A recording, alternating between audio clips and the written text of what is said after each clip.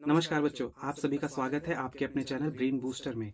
तो बच्चों, आज जो हम टॉपिक पढ़ने वाले हैं वो होगा क्लास नाइन्थ के लिए। ठीक है भाई, वो होगा क्लास नाइन्थ का चैप्टर नंबर आपका 5, और वो भी आपका बायोलॉजी का। आज जो हम चैप्टर कवर करेंगे वो आपका बायोलॉजी का चैप्टर नंबर 5 होगा। ठीक है भाई, और क्लास नाइन्थ का ये चैप्टर होने वाला है। इस सुपर शॉर्ट के अंदर ये आपका 1 शॉर्ट लेक्चर होगा। इस 1 शॉट के अंदर आप लोगों का चैप्टर नंबर 5 पूरी तरीके से कवर अप हो जाएगा, जिसका नाम है फंडामेंटल यूनिट ऑफ लाइफ। ठीक है, जिसे हम शॉर्ट में सेल भी कहते हैं। ठीक है भाई, तो चलिए हम इस चैप्टर को आगे बढ़ाते हैं और इस चैप्टर को समझने का प्रयास करते हैं, इस चैप्टर में आखिर है क्या। ठीक है भाई, चलिए आगे बढ़ते हैं।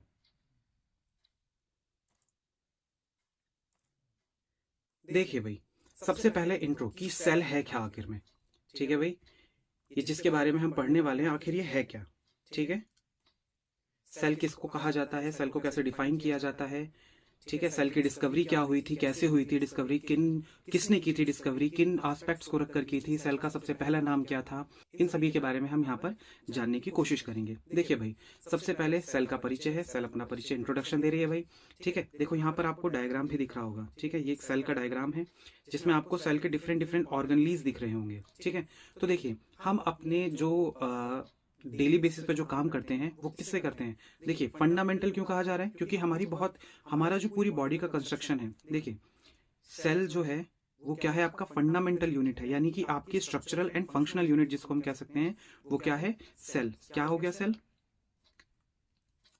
Late me change the colour. Cell, cell क्या है आपका, ये आपकी फंडामेंटल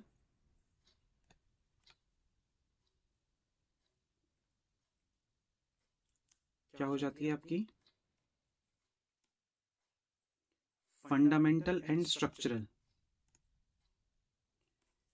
यूनिट हो जाती है। ठीक है, देखिए यहाँ पर आप लोगों के लिए डिफाइन भी किया गया है। Cell is the smallest unit, सबसे छोटी यूनिट होती है, यानी कि अगर हम इसे डिफाइन करें तो हमारे जीवन की सबसे छोटी इकाई जो होती है उसे क्या कहा जाता है, शेल। इसको हिंदी में कोशिका कहा जाता है, कोशिका। ठीक है भाई, क्या कहा जाता है, कोशिका कहा जाता है। चलिए नेक्स्ट आगे देखते हैं। देखिए, cell is the smallest unit of life. ठीक है, हमारे जीवन की सबसे छोटी यूनिट होती है, सबसे छोटी इकाई होती है। ठीक है, जिससे मिल करके, सेल से मिल करके हमारा क्या होता है, पूरा का पूरा बॉडी फॉर्मेशन होता है। देखिए, छोटी छोटी सेल्स होती हैं, सेल्स मिल करके क्या बनाती है, हमारा ऑर्गन बनाती है, सॉरी टिश्यू का फॉर्मेशन करती हैं। सेल्स टिश्यू का फॉर्मेशन करती हैं। जो टिश्यूज होते हैं, ग्रुप ऑफ टिश्यू, देखिए ग्रुप ऑफ सेल मिलकर के क्या बनाते हैं, आपका टिश्यू बनाते हैं, और ग्रुप ऑफ टिश्यूज मिलकर के क्या बनाते हैं, ऑर्गन। और group of organ, organ system. और ये ऑर्गन सिस्टम ही आपका पूरी बॉडी का, होल बॉडी का फॉर्मेशन करते हैं, जिसे हम होल बॉडी कह सकते हैं पूरी तरीके से। ठीक है भाई, तो देखिए सेल सबसे छोटी यूनिट होती है किसी भी लिविंग थिंग की। ठीक है, और सेल आपका प्लांट और एनिमल दोनों में ही पाया जाता है। देखिए, smallest unit of the life that can perform all the processes. ये प्रोसेसेस क्या है, हमारे लाइफ के अंदर जो होने वाली प्रोसेसेस हैं, जैसे आपका डाइजेशन हो गया, आपका एब्जॉर्प्शन हो गया। ठीक है, इस तरीके की जो प्रोसेस होती हैं उनमें हमें ये प्रोसेस कराने में मदद कौन कराता है, या किसकी वजह से होती हैं, तो वो सेल में होती है और सेल की वजह से होती हैं। जैसे मेटाबॉलिज्म हो गया। मेटाबॉलिज्म क्या होता है, आपका break down of complex substance into simpler and formation of simpler substance to complex. ठीक है, मेटाबॉलिज्म के अंदर आपकी दो प्रोसेसेस आती हैं, एक एनाबॉलिज्म और एक कैटाबॉलिज्म। ठीक है भाई, फिर ग्रोथ हो गया, आपका रिप्रोडक्शन हो गया, and response to the outer environment, जिसे हम स्टिमुलस को रिस्पॉन्स करना बोलते हैं।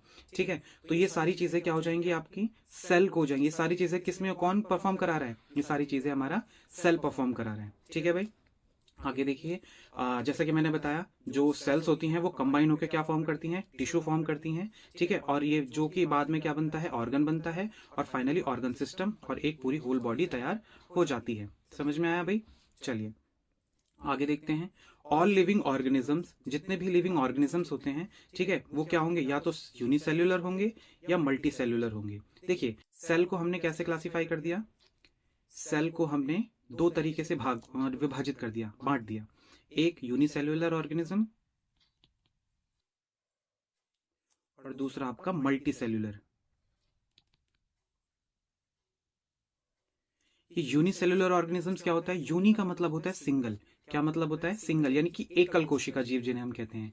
ये आपके एक कोशिका, जिनके पास केवल एक सेल होती है, उन्हें हम क्या बोलते हैं? यूनिसेलुलर कहा जाता है। और मल्टी सेलुलर, मल्टी का मतलब होता है एक से अधिक, ठीक है ना, यानी कि अनेक सेल्स, यानी बहुकोशिकीय जीव जो होते हैं, ठीक है। हिंदी वाले बच्चों के लिए आसानी होगी। मल्टी सेलुलर मतलब आपका बहुकोशिकीय जो जीव होंगे, ठीक है, और जो आपका यूनिसेलुलर होगा वो एकल कोशिकीय जीव होंगे। समझ में आया?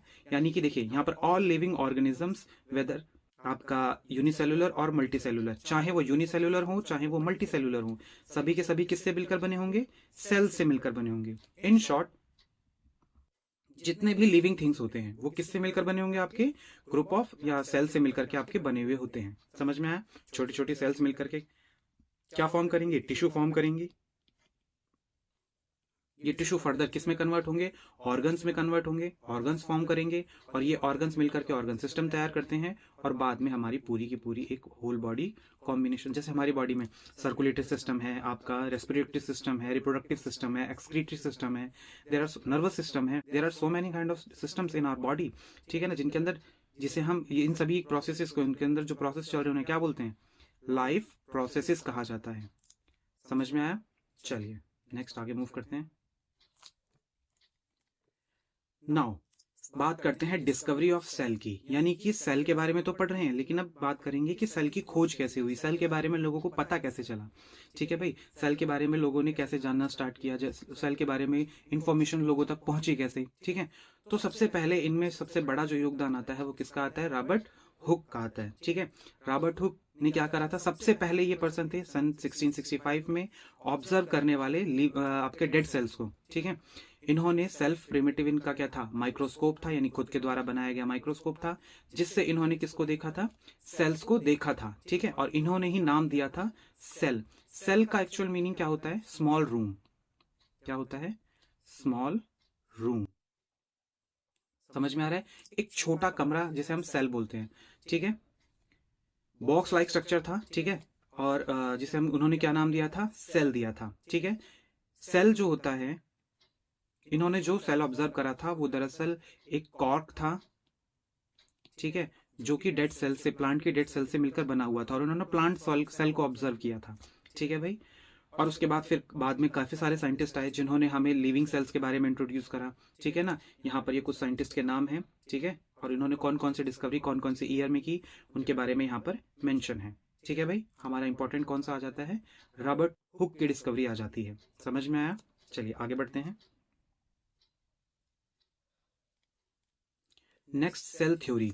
सेल थ्योरी क्या है? हम सेल के बारे में जान रहे हैं, समझ रहे हैं क्या है ये सेल थ्योरी। देखिए, जितने भी लिविंग ऑर्गेनिज्म होते हैं, हमने सबसे पहला पॉइंट यही देखा था कि जितने भी लिविंग ऑर्गेनिज्म होते हैं वो किससे मिलकर के बने हुए होते हैं? आपके सेल से मिलकर के बने होते हैं। छोटी छोटी कोशिकाएं होती हैं जिनसे मिल करके आपका एक लिविंग बींग जो होता है वो क्या होता है?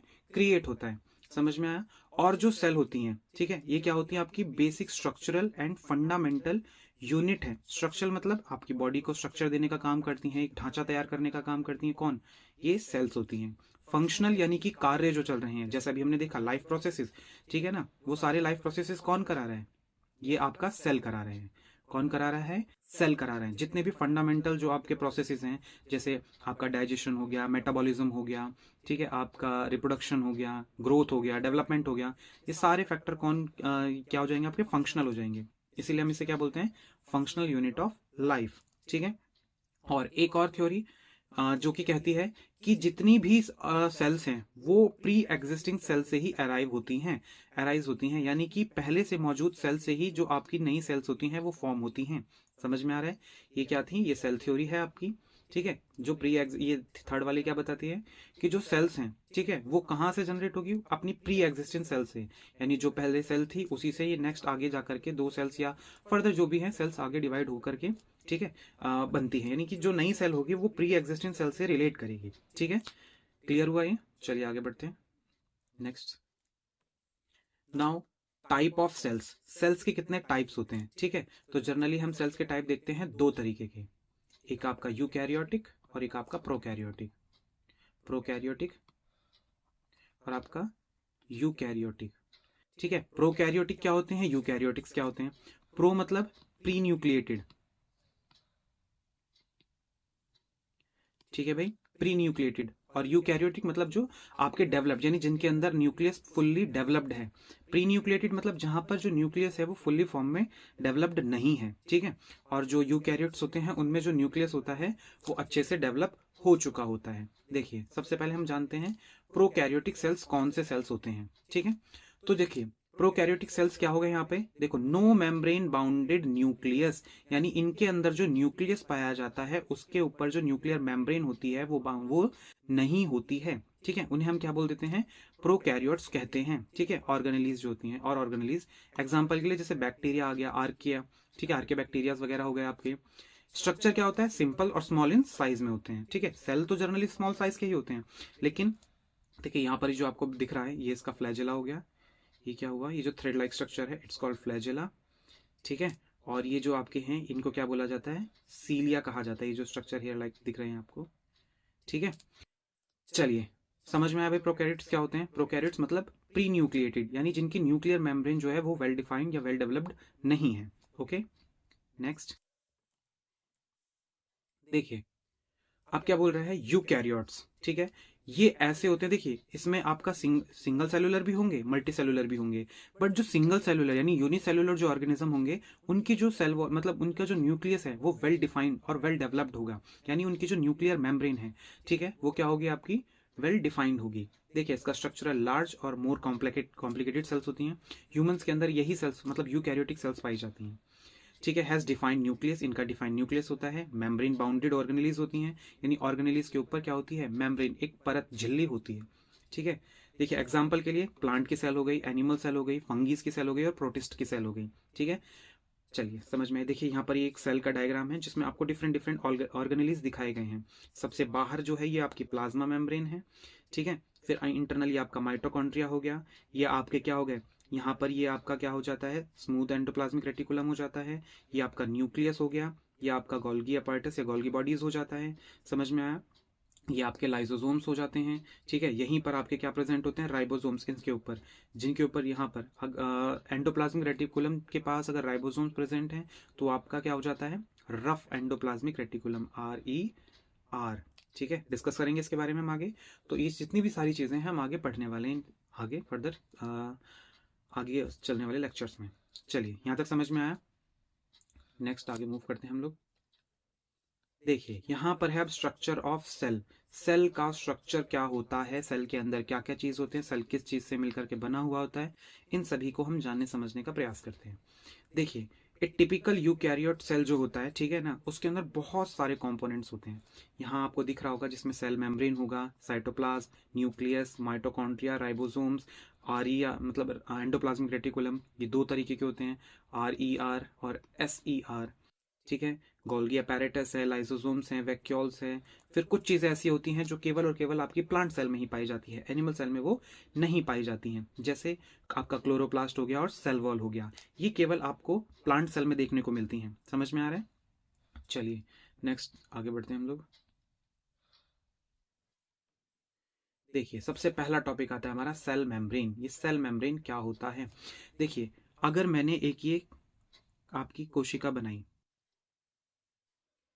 ये एक सेल है, ठीक है, इसके अंदर न्यूक्लियस, ठीक है, बहुत सारी यहाँ पर माइटोकॉन्ड्रियाज, बहुत सारे डिफरेंट डिफरेंट क्या होंगे आपके सेल ऑर्गेनेलीज होंगे, और ये जिससे बाउंडेड है, ठीक है, ये आउटर लेयर, इसको हम क्या बोलते हैं, सेल मेम्ब्रेन। क्या कहा जाएगा, सेल मेम्ब्रेन। समझ में आया। सेल मेम्ब्रेन के कई नाम होते हैं, जिसे हम सेमी परमिएबल मेम्ब्रेन भी कहते हैं, सेलेक्टिवली परमिएबल मेम्ब्रेन भी कहते हैं, ठीक है। इसका काम क्या होता है, देखिए स्ट्रक्चर क्या होगा सेल मेम्ब्रेन का, थिन होता है, पतला होता है और फ्लेक्सिबल होता है, ठीक है। फ्लेक्सिबल, थिन होता है और किससे बना होता है आपका, फॉस्फोलिपिड का बना हुआ होता है। समझ में आया, बाइलेयर होता है, ठीक है। देखो बाइलेयर में क्या होता है आपका, ये हाइड्रोफिलिक होता है, ठीक है, जो कि क्या करता है आपका पानी को अपनी तरफ अट्रैक्ट करता है, ठीक है। देखिए क्या काम करता है, ये कुछ सेलेक्टिवली पार्टिकल्स को क्या करता है, सेल के अंदर भेजता है और सेल के बाहर लेकर आता है। सेलेक्टिवली पार्टिकल्स, हर एक चीज को सेल के अंदर अलाउ नहीं करता है। समझ में आया, ठीक है। ये क्या एक बैरियर की तरीके से काम करता है, जो कि कंट्रोल करता है किसको, आपके सेल के एंट्री और एग्जिट को कंट्रोल करने का। सेल के जो कुछ कंटेंट्स होते हैं, ठीक है, लाइक जैसे आपका पानी की रिक्वायरमेंट है सेल में, या फर्दर कुछ चीज़ें हैं जो सेल के अंदर जानी है, उसको रेगुलेट कराने का काम किसका होता है, इसी सेल मेम्ब्रेन का होता है। ठीक है भाई, आगे देखिए। अच्छा, इस सेल मेम्ब्रेन को हम प्लाज्मा मेम्ब्रेन भी कहते हैं, प्लाज्मा मेम्ब्रेन। समझ में आया?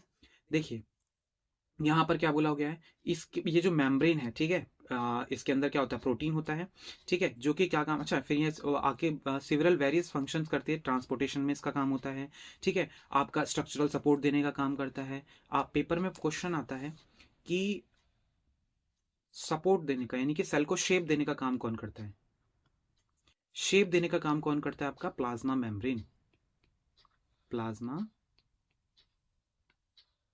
मेम्ब्रेन। यानी एक कोशिका को जो आकार देने का कार्य करता है वो कौन है, आपका सेल मेम्ब्रेन या plasma membrane. Is it clear? Okay, आगे बढ़ते हैं। नाउ फंक्शन क्या है इसके, क्या क्या काम है, देखिए सेलेक्टिवली परमिएबल है। सेलेक्टिवली परमिएबल का मतलब क्या हुआ, यानी कुछ सेलेक्टिवली पार्टिकल्स को ये क्या सेल के अंदर और बाहर क्या करेगी, अलाउ करेगी, यानी सेल के अंदर या बाहर कुछ सेलेक्टिवली पार्टिकल एक तरीके से गार्ड्स का काम करती है।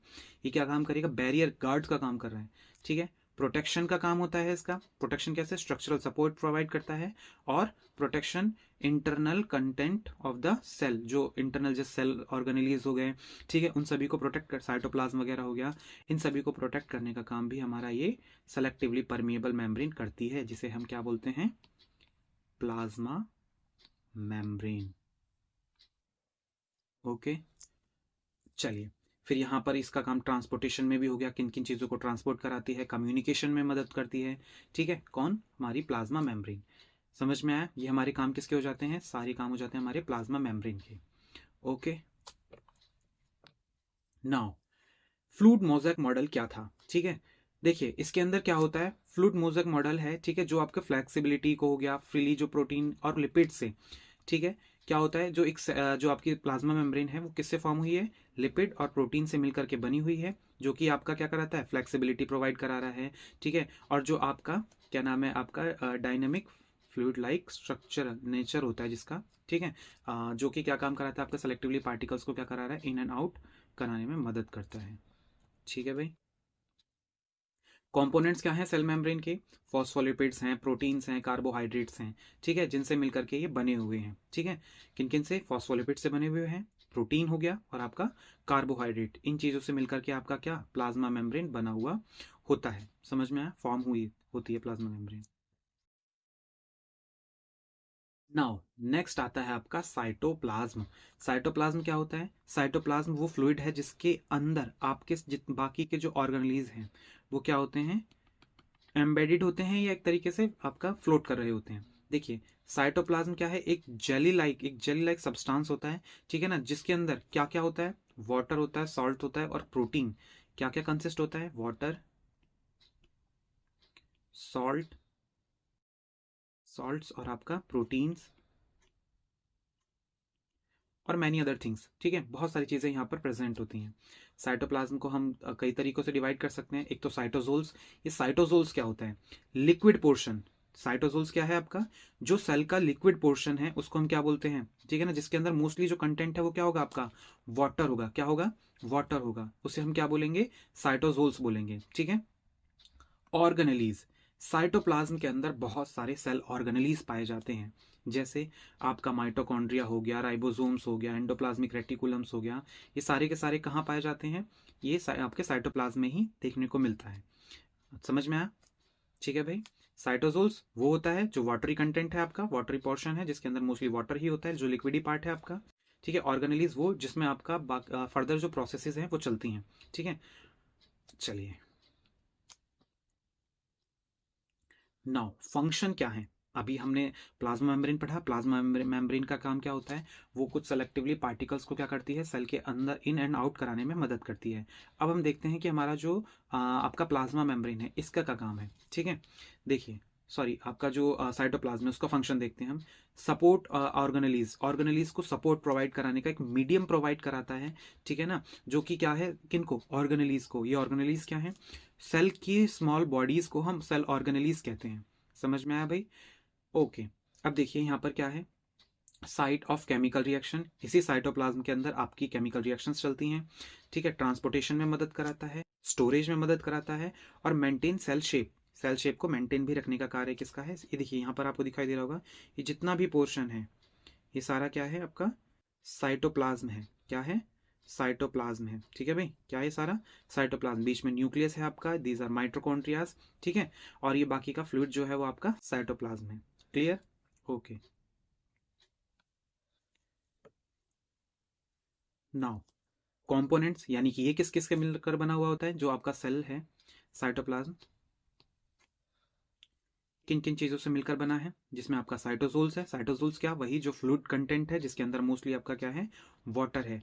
ऑर्गेनेलीज होते हैं, ऑर्गेनेलीज क्या, जैसे गोल्गी apparatus हो गया, माइटोकॉन्ड्रिया हो गया, ठीक है, राइबोसोम्स वगैरह हो गए। और आपका साइटोस्केलेटन, ठीक है, ये क्या होता है, ये नेटवर्क होता है किसका, प्रोटीन का, ठीक है ना, जो कि क्या प्रोवाइड कराता है, मैकेनिकल सपोर्ट प्रोवाइड कराता है, शेप प्रोवाइड कराता है, ठीक है, और फ्लेक्सिबिलिटी, ठीक है।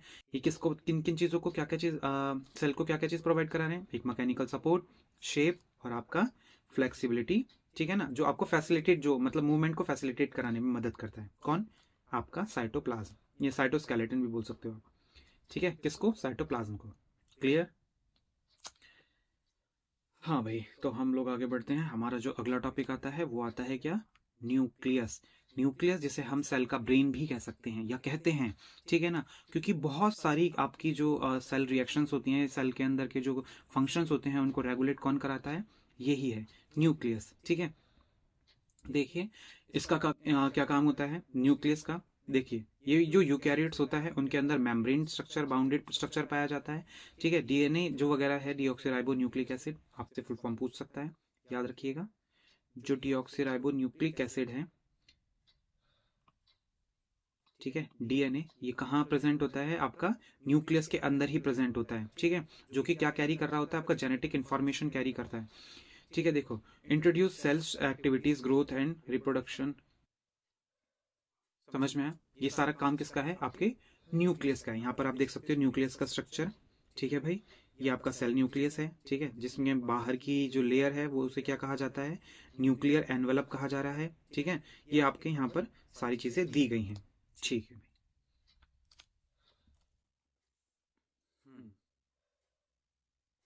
अब हम बात करते हैं किसकी, हमारे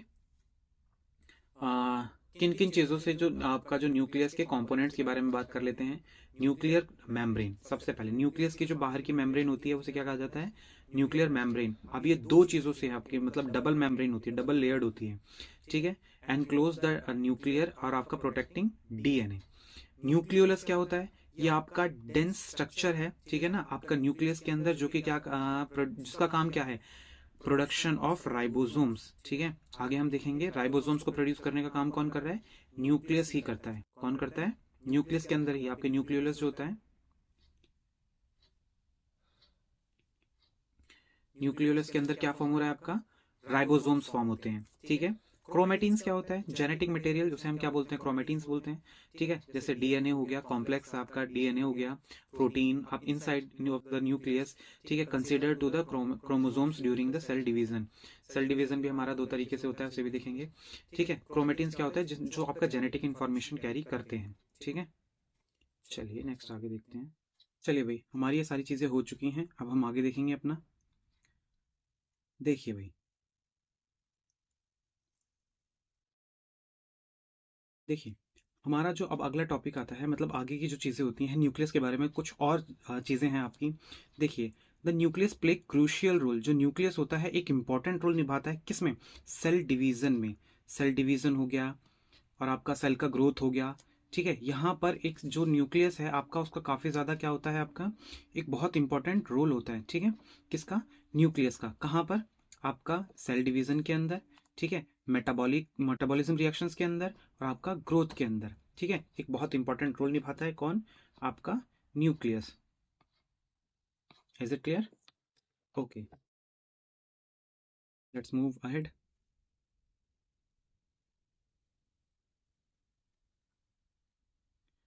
नाउ आपका आता है mitochondria.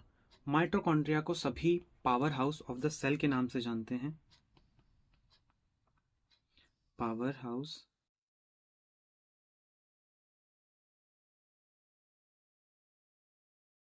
Power house of the cell. ठीक है, क्यों पावर हाउस कहा जाता है इसको? क्योंकि माइटोकॉन्ड्रिया के अंदर ही आपका एटीपीज,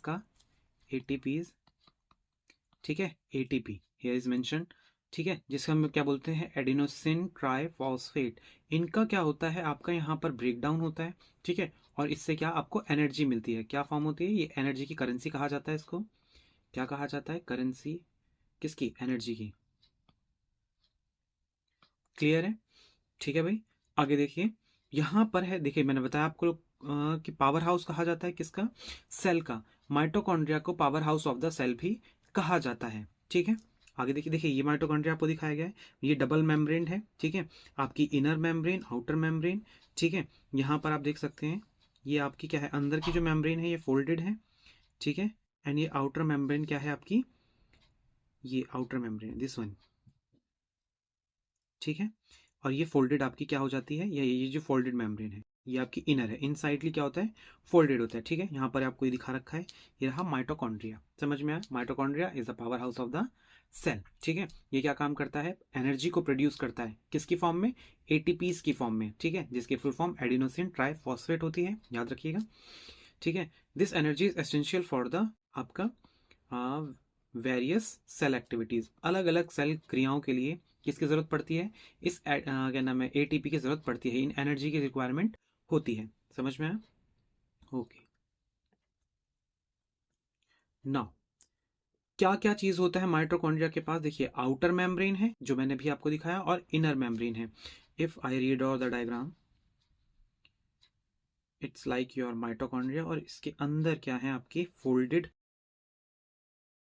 ठीक है भाई, ये आउटर लेयर,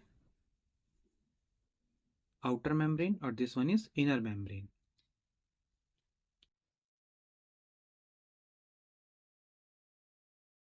क्लियर है भाई? ठीक है, आउटर एंड इनर मेम्ब्रेन, ठीक है, जहां पर फोल्ड्स होते हैं, जो आपको आपको फोल्ड्स नजर आ रहे हैं, वो क्या है आपका, इनर मेम्ब्रेन के अंदर होते हैं। ठीक है भाई, ठीक है भाई, इस स्ट्रक्चर को हम क्या बोलते हैं, ठीक है, क्या बोलते हैं, क्रिस्टीय बोलते हैं, क्या बोलते हैं, क्रिस्टीय बोल कहा जाता है इन स्ट्रक्चर्स को। ठीक है, माइटोकॉन्ड्रिया के पास अपना डीएनए होता है, याद रखिएगा, ये इंपॉर्टेंट पॉइंट है, माइटोकॉन्ड्रिया के पास अपना ही डीएनए पाया जाता है।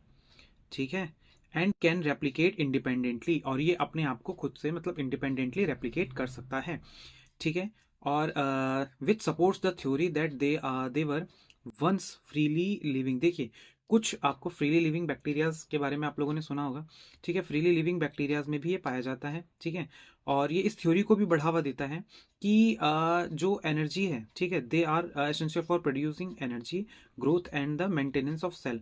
देखिए, जो माइटोकॉन्ड्रिया है वो मैंने आपको पहले ही बताया कि इसके अंदर क्या होता है, एटीपी से एनर्जी जनरेट होती है, एटीपी यानी कि एडिनोसिन ट्राइफॉस्फेट। ठीक है, ये क्या करते हैं, एनर्जी की करेंसी कहलाते हैं।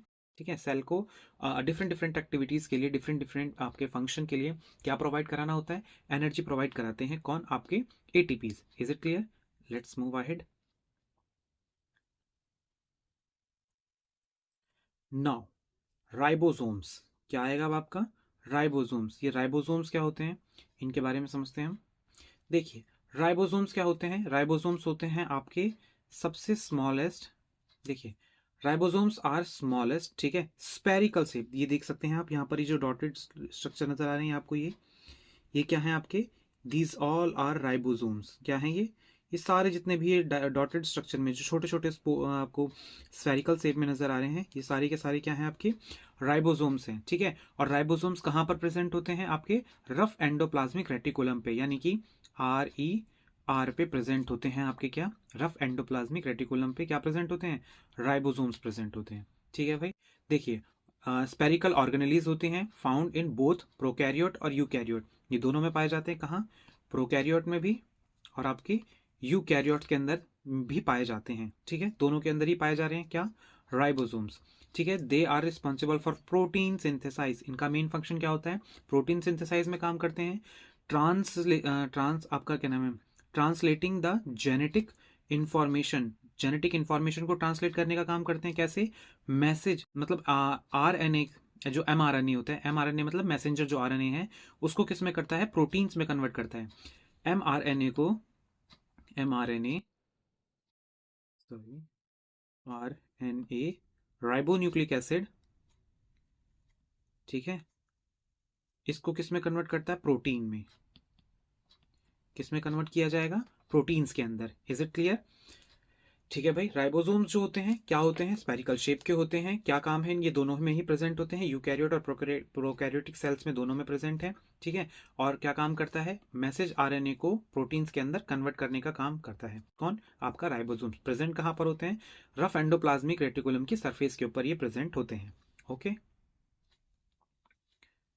नाउ अब बात करते हैं हम इसके क्या नाम है पार्ट्स की, या किस से आपका ये बना हुआ होता है। देखिए, दो सब यूनिट है, एक लार्ज है और एक स्मॉल है। ठीक है, यहाँ पर क्या कर रहे थे? कंपोजिशन, इसका कंपोजिशन कैसे है? राइबोसोम्स आरएनए, आरएनए है, ठीक है ना। इसको किस में कन्वर्ट कर रहा है? प्रोटीन्स में। ठीक है, ribosomes can found either the floating freely on the cytoplasm. आपका जो आरएनए है, सॉरी राइबोसोम्स जो हैं, राइबोसोम्स को साइटोप्लाज्म में फ्रीली फॉर्म में फ्लोट करता हुआ भी पाया जा सकता है, देखा जाता है। समझ में आया आप लोगों को? ओके, और देखिए, प्रोटीन जो है, इसका काम क्या है? प्रोटीन सिंथेसाइज का है। ठीक है, protein are essential for cell structure and the function. Ribosomes play a crucial role in the growth repair and maintenance of the cell. यानी राइबोसोम्स का ही क्या काम होता है? सेल मेंटेनेंस का हो गया, सेल ग्रोथ का हो गया, ठीक है, और रिपेयरेशन का काम हो गया। इन छोटे मोटे कामों में आपका राइबोसोम्स का भी अहम रोल होता है। समझ में आया? नाउ नेक्स्ट पॉइंट, अब बात कर लेते हैं हम अपने एंडोप्लाज्मिक रेटिकुलम की, जिसे हम ईआर कहते हैं। देखिए, एंडोप्लाज्मिक रेटिकुलम क्या होता है? ठीक है, ये एक नेटवर्क है। ठीक है, किस चीज का? ट्यूब्स एंड आपका सैक्स का। ठीक है ना, देखिए यहाँ पर दिख रहा होगा आप लोगों को, ये ट्यूब्स लाइक स्ट्रक्चर। ठीक है, ये आपका स्मूथ एंडोप्लाज्मिक रेटिकुलम है। ठीक है, फाउंड इन द साइटोप्लाज्म। ठीक है, और यूकैरियोटिक सेल्स, यूकैरियोटिक सेल्स के अंदर पाया जा रहा है, साइटोप्लाज्म में। ठीक है, most of the cell organelles आपके साइटोप्लाज्म। देखिए, ये जो पार्ट है, ये पार्ट आपका साइटोप्लाज्म है। This one is mitochondria. ठीक है, ये आपका न्यूक्लियस। ठीक है, ये आपका गोल्गी apparatus, ये आपका स्मूथ एंडोप्लाज्मिक रेटिकुलम। ठीक है, सॉरी, ये रफ एंडोप्लाज्मिक रेटिकुलम है, RER, ये SER, और ये आपका गोल्गी apparatus या गोल्गी बॉडीज।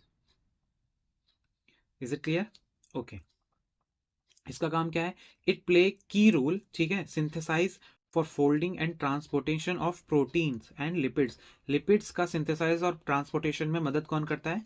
ER कर रहा होता है। ठीक है, देखिए आगे, आगे क्या बोलता है? इसके दो टाइप होते हैं, एक रफ एंडोप्लाज्मिक रेटिकुलम और एक स्मूथ एंडोप्लाज्मिक रेटिकुलम। ठीक है, RER का क्या काम होता है? देखिए, sudden with ribosomes on the, यहाँ पर क्या होते हैं? RER, यानी RER क्यों कहा जा रहा है? क्योंकि इसके सरफेस पे क्या प्रेजेंट होते हैं?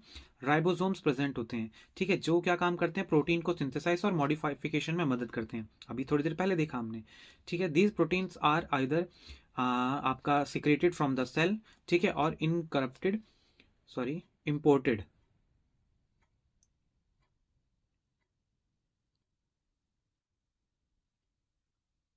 Incorporated into the cell membrane और द सेंड लाइजोसोम्स। अब ये लाइजोसोम्स क्या होते हैं, इनके बारे में हम नेक्स्ट स्लाइड में देखेंगे। Smooth endoplasmic reticulum, lack of ribosomes, यहाँ पर राइबोसोम्स प्रेजेंट नहीं होते हैं। ठीक है, आपका फिर है involve in the synthesize of lipid. Lipid के सिंथेसाइज में ये क्या करता है? इन्वॉल्वेशन होता है इसका। ठीक है, डिटॉक्सिफिकेशन में मदद करता है हार्मफुल सब्सटेंसेस को। ठीक है, और स्टोर करता है कैल्शियम आयन को। ठीक है, कैल्शियम आयन को क्या करता है? स्टोर करता है। समझ में आया? ठीक है भाई, आगे देखते हैं। जो ER है, एंडोप्लाज्मिक रेटिकुलम, ये मेंटेनिंग में काम करता है सेल के स्ट्रक्चर में। ठीक है, और जो सेल्यूलर प्रोसेसेस होते हैं, सेल्यूलर प्रोसेसेस क्या? जो सेल्स के अंदर जो प्रोसेसेस चलते हैं, प्रोसेस जो होते हैं, ठीक है, उनको क्या कहा जाता है? सेल्यूलर प्रोसेस कहा जाता है। ठीक है, such as transportation, metabolism, protein production. ठीक है, ये सारे क्या होते हैं? आपके सेल्यूलर, आपकी एक्टिविटीज या सेल्यूलर प्रोसेस होते हैं। समझ में आया? Next, Golgi apparatus. Golgi apparatus क्या होता है, इसका काम क्या होता है, वो जानने समझने का प्रयास करते हैं। देखिए, गोल्गी अपैरेटस क्या है? Is a membrane bounded organelles found in eukaryotic cell. Eukaryotic cell के अंदर एक मेम्ब्रेन बाउंडेड ऑर्गेनेली पाया जाता है, जिसे हम गोल्गी अपैरेटस कहते हैं। ठीक है, जो कि क्या कर अपने अंदर कंसिस्ट करके रखा होता है? ठीक है, फ्लैटेंड और आपका सैक्ड सैक होता है, जिसे हम क्या बोलते हैं, सिस्टर्ने। क्या बोलते हैं, सिस्टर्ने। Is it clear? देखिए ये आपका गोल्गी बॉडी दिखाया गया है, ये रहा, ये स्ट्रक्चर है इसका कुछ इस तरीके से। Is it clear? ये यहां पर मेंशन है, ठीक है, क्या है आपका गोल्गी बॉडी।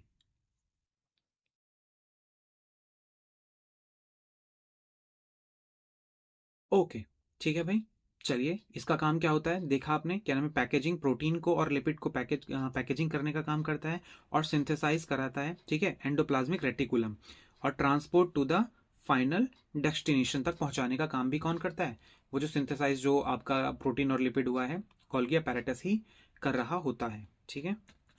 और समझते हैं गोल्गी अपैरेटस के बारे में। यहाँ पर देखिए, सिस फेज और ट्रांस फेज, दो तरीके के फेजेस होते हैं, दो तरीके के रीजन हैं आपके, ठीक है, किसके अंदर, गोल्गी बॉडी के अंदर, ठीक है। रिसीविंग साइड, ठीक है, सिस फेज होता है, और जो आपका शिपिंग साइड जो होता है, जहां से आपका पैकेजिंग लिपिड वगैरह क्या होता है, वेसल्स की तरह क्या ट्रांसफॉर्म किया जाता है, ट्रांसपोर्ट किया जा रहा है, वो कौन सा हो जाएगा आपका ट्रांस फेज। समझ में आया? ठीक है भाई। अब देखिए, Golgi apparatus play a crucial role in the secretion of substance, ठीक है, from the lysosomes, formation of lysosomes. Lysosomes क्या होता है, जिसे हम सुसाइडल बैग के नाम से भी जानते हैं, ठीक है, एंड मॉडिफिकेशन में प्रोटीन के, ठीक है, जिसमें अंदर शुगर का एडिशन होता है ग्रुप का, ठीक है, प्रोटीन्स वगैरह कुछ एसेंशियल चीजों का एडिशन कराने में भी गोल्गी अपैरेटस का एक क्रूशियल रोल होता है, ठीक है भाई। Now the topic is lysosomes. Lysosomes क्या होता है, lysosomes are membrane bounded organelle, ये भी एक सेल ऑर्गेनेली है, ठीक है। आप लोग देख सकते हो यहाँ पर ये जो ग्रीन कलर के डॉटेड हैं, ये क्या है आपके लाइसोसोम्स हैं, ठीक है। इनका क्या काम होता है, देखिए, ये अपने अंदर ना डाइजेस्टिव एंजाइम्स क्या नाम है कंटेन किए होते हैं, ठीक है। जब क्या होता है कि कोई एक सेल वगैरह कुछ डैमेज होती है, तो वहां पर ये क्या, ये आपके डाइजेस्टिव एंजाइम रिलीज होते हैं, जो एक सेल को क्या करते हैं, एक पूरी तरीके से उसे डाइजेस्ट कर जाते हैं, ठीक है। Because the primary function of it's break down the waste material, old cell parts and the foreign, यानी कि फॉरेन जो पार्टिकल सब्सटेंस होंगे उनको किल करने का भी काम किसका होता है, आपके जो सेल के अंदर फॉरेन पार्टिकल्स वगैरह एंटर कर जाते हैं उनको मारने का काम किसका है, लाइसोसोम्स का ही होता है, ठीक है। सोसाइटल बैग याद रखना, पेपर में क्वेश्चन आता है, सोसाइडल बैग किसको कहा जाता है, लाइसोसोम्स, सोम्स, ठीक है, ओके।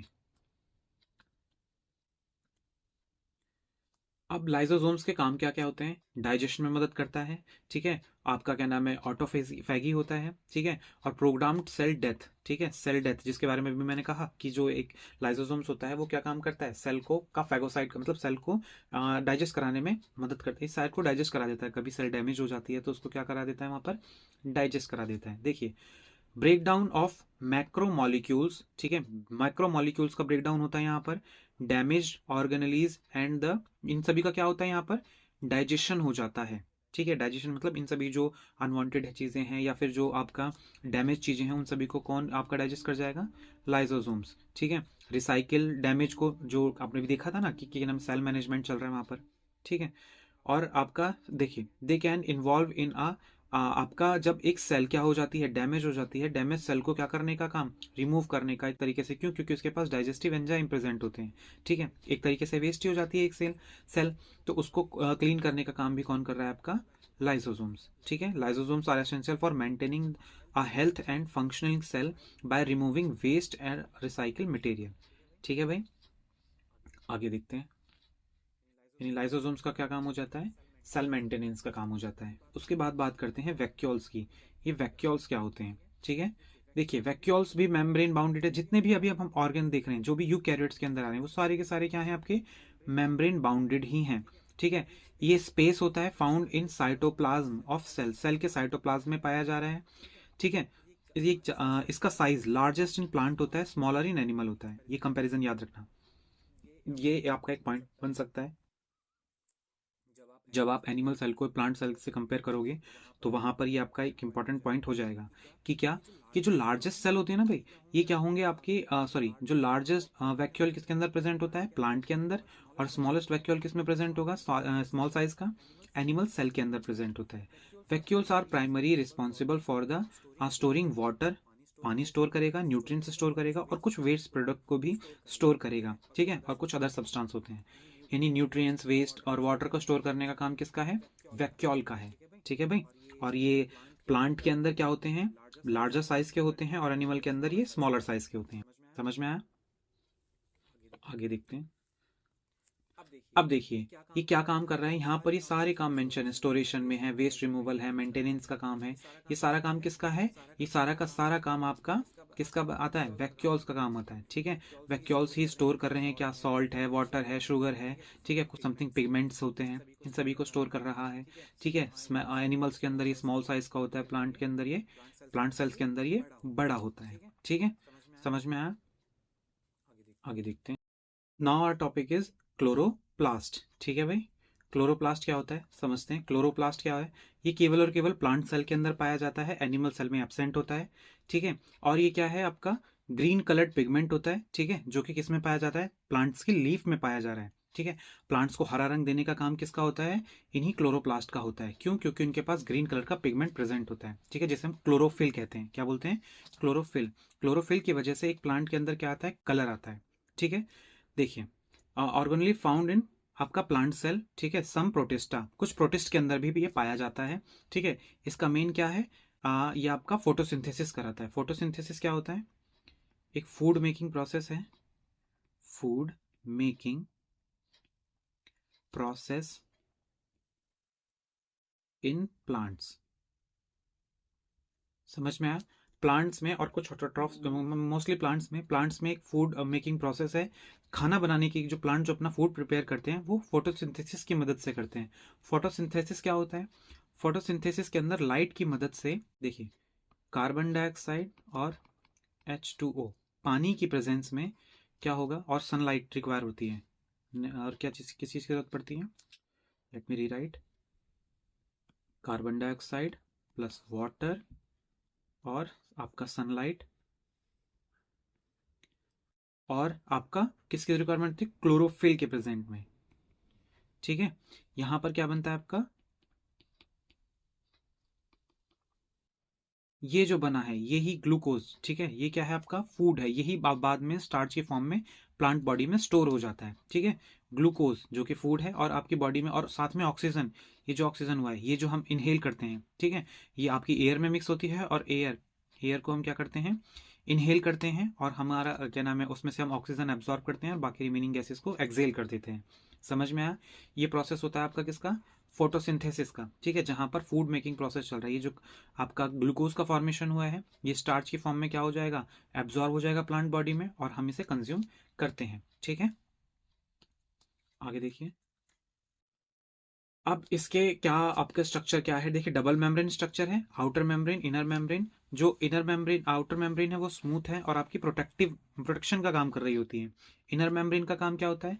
ठीक है, जिसे हम थैलाकॉइड कहते हैं। इनर मेम्ब्रेन का जो स्ट्रक्चर है, ठीक है, जिसे हम क्या बोल रहे हैं? थैलाकॉइड बोल रहे हैं, ठीक है। ये कुछ इन्फॉर्मेशन है इसके बारे में। स्टोमेटा वगैरह लीफ के अंदर प्रेजेंट होते हैं। स्टोमेटा क्या होते हैं? जो क्या नाम है आपका, ओपनिंग और क्लोजिंग, मतलब गार्ड सेल्स के द्वारा ओपनिंग और क्लोजिंग होती है स्टोमेटा। वो जो आपके एयर को क्या नाम है बाहर भेजते हैं, वाटर वेपर को बाहर निकालने का काम करते हैं, ठीक है। इसके ये जो क्लोरोप्लास्ट है आपका, ठीक है, एसेंशियल जरूरी होता है किसके लिए? Energy needed for a plant growth. देखिए क्लोरोप्लास्ट क्या है? एनर्जी जनरेशन का काम कर रहा है किसके लिए?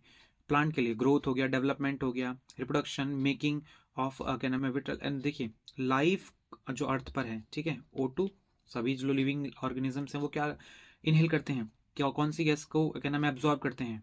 कार्बन, सॉरी, ऑक्सीजन को, ठीक है।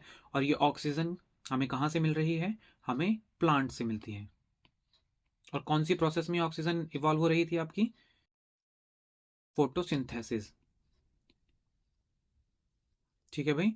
फोटोसिंथेसिस के अंदर आपका ऑक्सीजन का क्या नाम है इवोल्यूशन होता है। समझ में आया?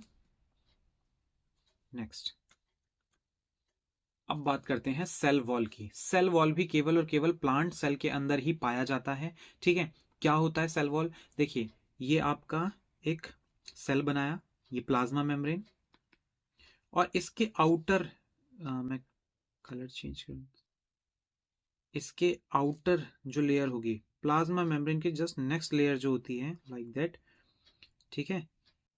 कुछ इस तरीके से ये क्या हो जाएगी आपकी, इसी को हम क्या बोल देंगे, सेल वॉल। क्या कहा जाएगा इसको, सेल वॉल कहा जाएगा। ठीक है, इसका काम क्या होता है, ये एक प्रोटेक्शन का काम कर रही होती है, एक सपोर्ट प्रोवाइड कराने का काम करती है। किसको, प्लांट सेल को। ठीक है, एक स्ट्रक्चरल सपोर्ट प्रोवाइड कराती है। यहाँ पर कुछ इसके काम दे रखे हैं आप लोगों के सामने। 3 लेयर हैं इसकी, primary, secondary and middle layer होती है। ठीक है ना, लेमा जिसे कहा जा रहा है। यहाँ पर देखिए सेल वॉल है ये। ठीक है, आउटर मोस्ट लेयर है जो कि फ्लेक्सिबल है आपको।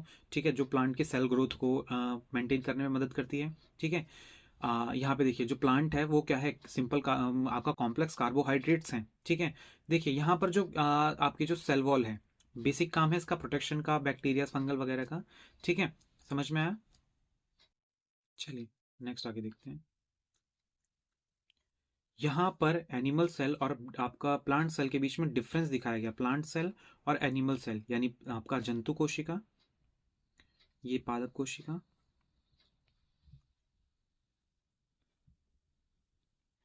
और आपका जंतु कोशिका, इन दोनों के बीच में यहाँ पर आपको अंतर दिखाया गया है। ठीक है, देखिए प्लांट सेल क्या होता है, आउटर मोस्ट कवरिंग किससे होती है, किसकी होती है, प्लांट के अंदर जो सेल वॉल की होती है। ठीक है, और जो प्लांट होते हैं वो क्या करते हैं, both cell wall have cell membrane, दोनों ही एनिमल सेल और प्लांट सेल दोनों ही के पास क्या होती है, सेल मेम्ब्रेन मौजूद होती है।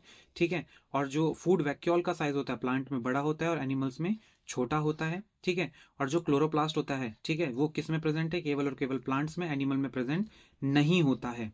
ठीक है, लाइसोसोम्स जो होते हैं वो एब्सेंस होते हैं कहाँ पर, प्लांट सेल के अंदर, बट एनिमल सेल में प्रेजेंट होते हैं, जो कि डाइजेस्टिव एंजाइम अपने अंदर कंटेन किए हुए होते हैं।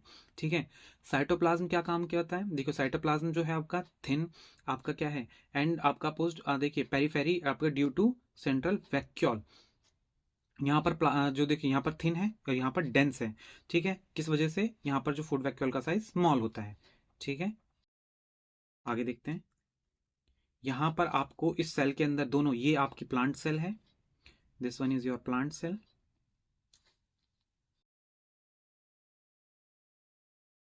और ये आपकी एनिमल सेल। यहां पर देखिए प्लाज्मा मेम्ब्रेन आउटर लेयर, ठीक है, लाइसोसोम्स, ये राइबोसोम्स ये रहे आपके। ठीक है, mitochondria power house of the cell, rough endoplasmic reticulum क्योंकि यहाँ पर आपके राइबोसोम्स प्रेजेंट होते हैं, साइटोप्लाज्म जिसके अंदर सारे ऑर्गेनेलीज होते हैं, Golgi apparatus, smooth endoplasmic reticulum, nuclear envelope, nucleus, ये सारे क्या हो गए आपके एनिमल सेल के पार्ट्स हो गए। सिमिलरली जो आपका देखिए रफ एंडोप्लाज्मिक रेटिकुलम है, न्यूक्लियस है, ठीक है, न्यूक्लियोलस ये अंदर का पार्ट, गोल्गी apparatus, ये आपका देखिए फूड वैक्यूल ये रहा यहाँ पर, इसका कितना बड़ा साइज है, ये प्लांट सेल है, समझ में आया, क्लोरोप्लास्ट वगैरह। ठीक है, समझ में आया। यहाँ पर दोनों का कंपैरिजन है। ठीक है, ये आपका एनिमल सेल जंतु कोशिका, ये आपकी पादप कोशिका, इन दोनों के मध्य में आप लोगों को यहाँ पर अंतर दिखाया गया है। क्लियर होता है भाई यहाँ पर।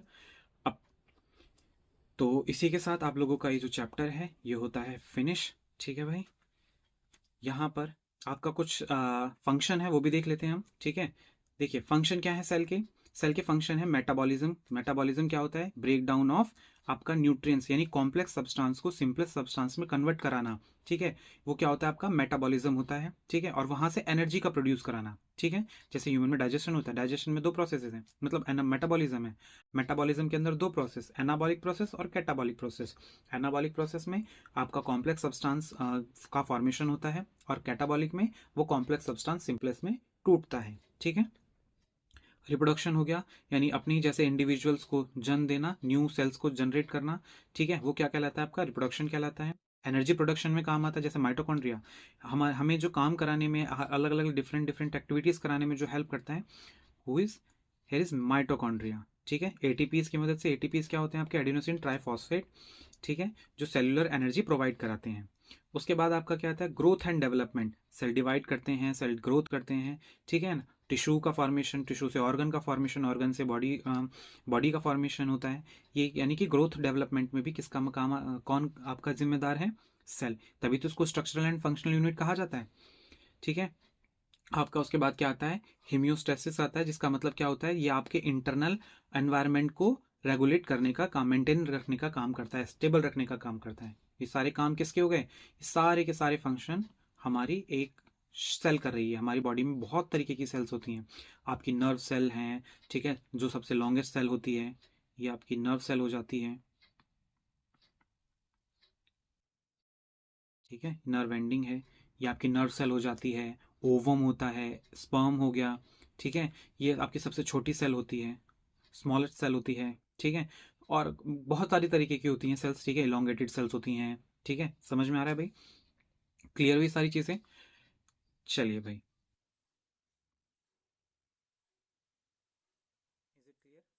Is it clear? चलिए फिर अब नेक्स्ट क्लास में मिलते हैं अपने एक और सुपर शॉर्ट के साथ, ठीक है। तब तक के लिए बाय बाय, टाटा, thank you so much for watching. फिर मिलते हैं नेक्स्ट सुपर शॉर्ट के साथ, ठीक है भाई। चलिए।